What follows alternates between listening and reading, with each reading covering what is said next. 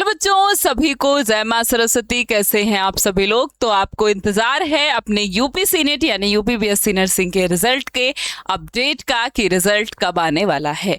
तो इसके पहले आपकी आंसर की जारी हो गई है, आप सभी लोग जानते होंगे, और आप सभी ने अपना आंसर की मैच भी कर लिया है। बहुत सारे बच्चों ने कमेंट भी किया है, मैसेज किया है कि उनका कितना नंबर है।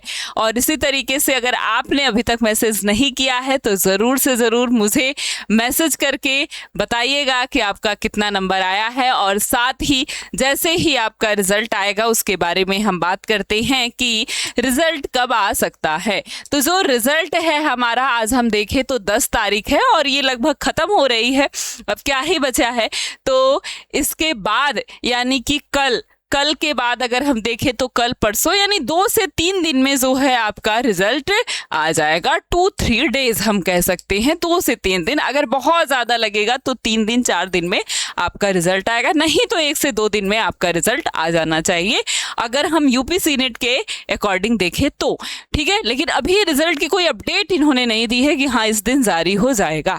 ठीक है, इसके बाद अगर हम बात करें कि रिजल्ट आएगा तो फिर उसके बाद की बातें, तो उस पर होता है क्या, उस पे होता है आपका स्कोर यानी आपका नंबर, जो कि 120 में से मिलता है। अब बहुत बच्चों को 80 नंबर मिलेगा, बहुत को 95, बहुत को 100 नंबर मिला होगा। ठीक है, तो जितना भी आपको नंबर मिलेगा वो रहेगा। और साथ में आपका क्या रहेगा, साथ में रहता है आपका कैटेगरी रैंक, यानी कि आपको मिलती है रैंक। रैंक क्या होती है, यानी कि आप किस स्थान पर हैं। जिसका नंबर कम होगा उसका रैंक बहुत हाई होगा, ये बात ध्यान रखना है। रैंक जो है एक बनती है आपकी अनरिजर्व कैटेगरी से। ऐसे बच्चे जो अनरिजर्व कैटेगरी के हैं यानी अनारक्षित सीटों में हैं, उनकी एक ही रैंक आएगी। लेकिन वो बच्चे जिन्होंने अपने डॉक्यूमेंट में SC ST OBC या फिर EWS लगाया है, उनके पास 2 रैंक बन करके आएगी, एक तो अनरिजर्व और दूसरी कैटेगरी रैंक। यानी कि एक तो वो सारे बच्चों में फाइट करेंगे और दूसरी वो अपनी रैंक में फाइट करेंगे। ठीक है, तो इसलिए यहाँ पर आपकी 2 रैंक मिलने वाली है आपको। ठीक है, तो यहाँ पर जब आपकी रैंक आएगी और पता चलेगा कि कितना हाईएस्ट स्कोर है, उसके हिसाब से हम जो एग्जैक्ट कट ऑफ है वो आपको बताएंगे कि हाँ आपका एडमिशन कौन कौन से कॉलेज में होना चाहिए और कौन कौन से लो रैंक के कॉलेज में या मीडियम जो गवर्नमेंट कॉलेज हैं या टॉप रैंक के कॉलेज में आपको किस तरीके से कॉम्बिनेशन बना करके अपना जो है रैंक के अकॉर्डिंग अपने काउंसलिंग में कॉलेज भरना है। ठीक है, उसके लिए हमें क्या चाहिए, उसके लिए आपको क्या करना होगा, हमें आपका रैंक, हमें आपका नंबर पता होना चाहिए। ज़्यादा से ज़्यादा आपका जो नंबर आया हुआ है वो पता होना चाहिए।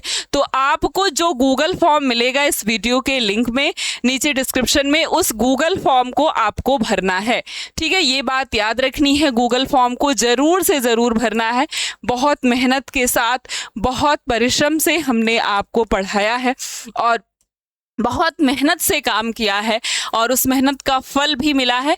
तो बहुत बच्चों का बहुत अच्छा नंबर आया है।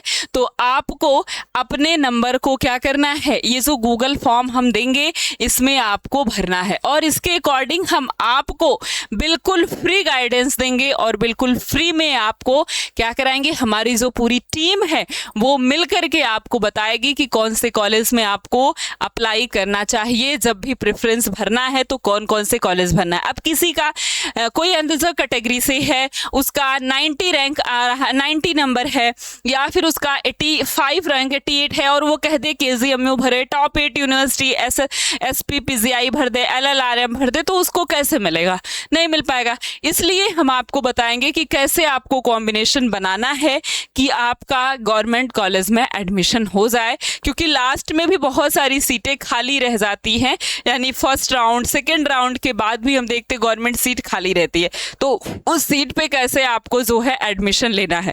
तो इसके लिए आपको क्या करना है, जरूर से जरूर याद रखिए, गूगल फॉर्म अभी भी जितना नंबर आपका आ रहा है उसके अकॉर्डिंग भी आप इस गूगल फॉर्म को अगर नहीं फिल किए, देखिए फिल कर दिए हैं तो कोई बात नहीं है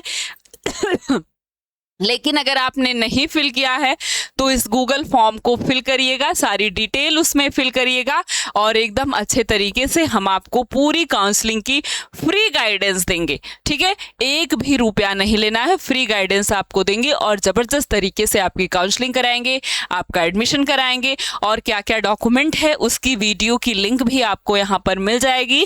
तो डॉक्यूमेंट वो सारे आपको बनवा लेने हैं, मैं ऐसे ही आपको जनरली बता देती हूँ। आपके पास सेम फोटो होना चाहिए, आपके पास होना चाहिए सिग्नेचर सेम, 10th और 12th की मार्कशीट और सर्टिफिकेट होना चाहिए, आपका निवास प्रमाण पत्र यानी डोमिसाइल सर्टिफिकेट होना चाहिए कि आप यूपी के निवासी हैं, नहीं तो फिर आप जनरल में काउंट हो जाएंगे, अनरिजर्व कैटेगरी में आ जाएंगे। इसलिए आपके पास डोमिसाइल सर्टिफिकेट बहुत ज़रूरी है। अगर आप ओबीसी या फिर अगर आप ईडब्ल्यूएस से हैं तो अपना बनवा लेना है क्या, ये ओबीसी ईडब्ल्यूएस का सर्टिफिकेट, जो कि 1 अप्रैल के बाद का होना चाहिए, 1 अप्रैल 2026 के बाद का। तो अगर आपने अभी तक नहीं बनवाया है या पुराना रखा है, सोचा है काम चल जाएगा, तो तुरंत के तुरंत उसे बनवा लेना है।